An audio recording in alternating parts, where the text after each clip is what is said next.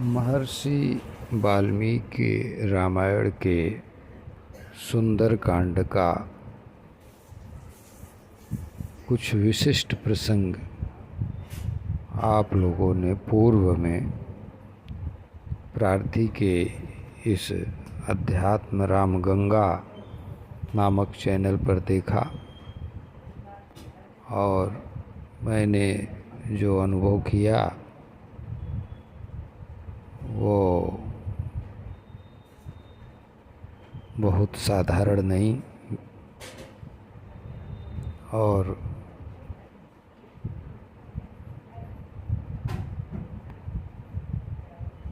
किसी दंपत्ति युगल को बलपूर्वक और छलपूर्वक अलग कर देने का जो दुस्साहस था वो रावण ने किया।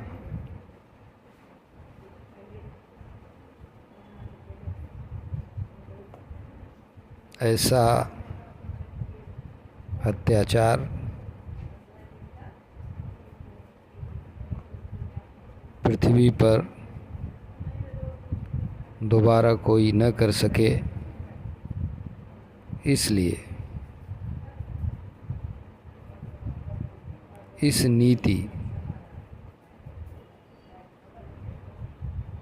और इस धर्म और वास्तविक लोकतंत्र के पक्ष में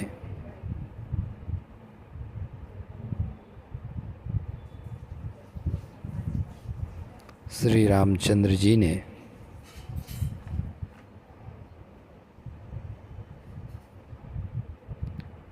हनुमान, सुग्रीव, विभीषण आदि सहायक मित्रों के साथ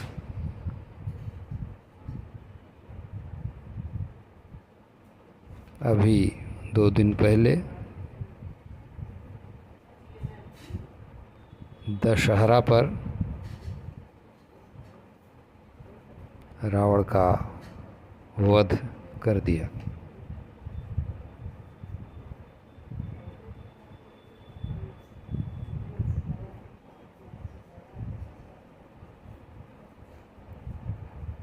हजारों साल पहले, लाखों साल पहले श्री राम धर्म की स्थापना के लिए, लोकतंत्र की व्यवस्था को बनाए रखने के लिए, जनहित में वन में 14 साल विचरण करके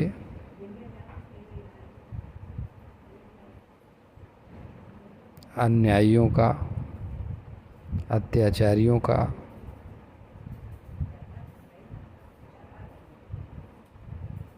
जो दमन किया, वह आज मानव जीवन में प्रतिदिन उत्सव के रूप में मनाया जाता है। हर साल दशहरा को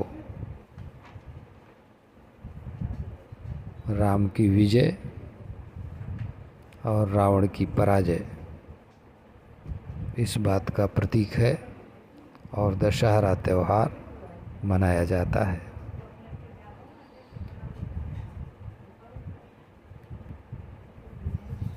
पूरे विश्व में एक कानून चलता है लोकतांत्रिक देशों में, वो ये है कि यदि कोई किसी के घर में बलपूर्वक प्रवेश करता है तो गृह स्वामी उसको जान से तत्काल मार सकता है और विश्व के सारे कानून गृह स्वामी को संरक्षण प्रदान करते हैं। ऐसा भारतवर्ष में भी कानून है। रावण ने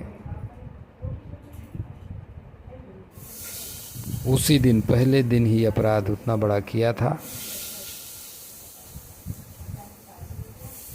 भिक्षा मांगते समय,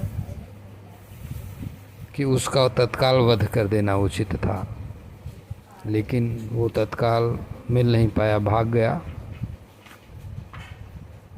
परंतु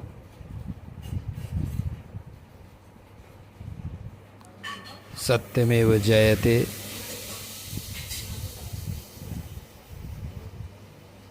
के सिद्धांत के अनुसार देर जरूर हुई, रोए जरूर भगवान श्री राम, सीता जी रोई जरूर, लेकिन न्याय प्रिय महापुरुषों में, जिसमें सर्व प्रमुख में वर्तमान राजाधिराज पृथ्वी अधिपति श्रीमान श्री हनुमान जी को मानता हूँ, और अन्य जो भगवान श्री रामचंद्र जी के सहयोगी हैं, वे सब भी लोकतंत्र के समर्थक, सत्य और न्याय के पूजक हैं। अब रही बात महर्षि वाल्मीकि रामायण में सबसे मार्मिक प्रसंग सुंदरकांड का है, और अभी तक मैंने ऐसा मार्मिक प्रसंग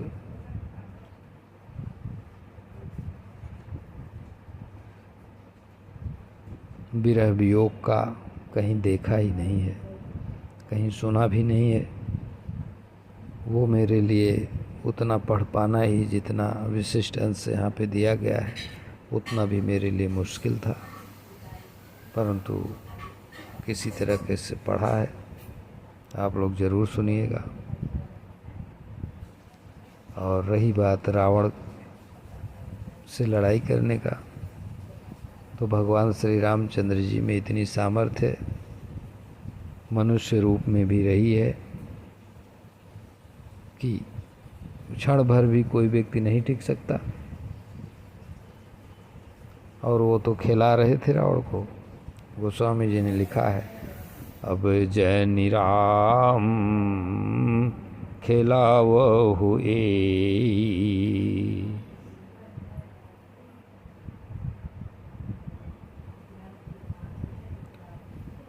जिसको खिला रहे हैं उसकी सामर्थ्य क्या है, वो टिके सामने। इसलिए महर्षि वाल्मीकि रामायण का युद्ध कांड मैंने कुछ पढ़ा ही नहीं।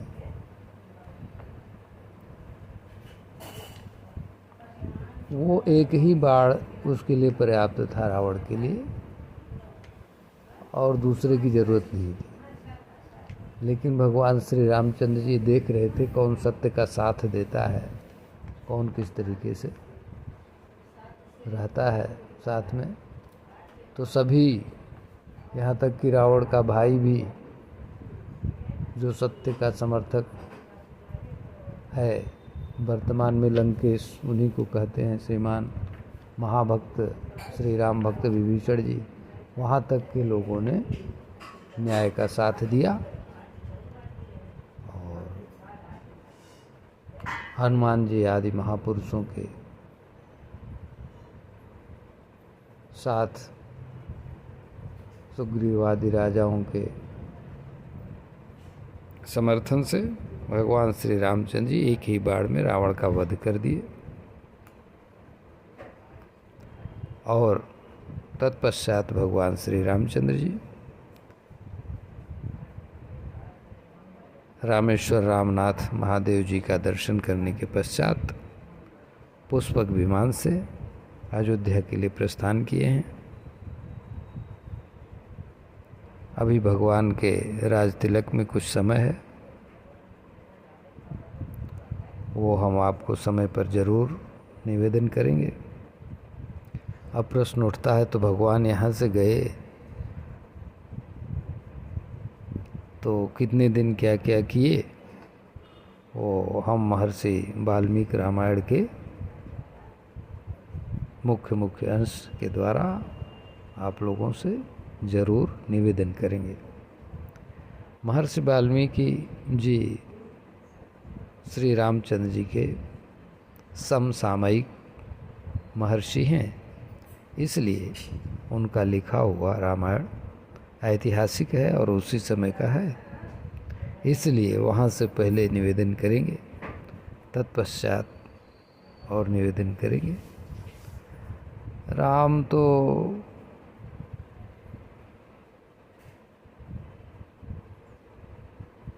आदमी जब से जन्म लेता है और जब तक शरीर रूप से पृथ्वी पे रहता है तब तक उसके साथ रहते हैं, और शरीर जब छोड़ देता है तो भी राम जो है उसका साथ ही रहते हैं। अगर भक्त है तो उसका पूरा साथ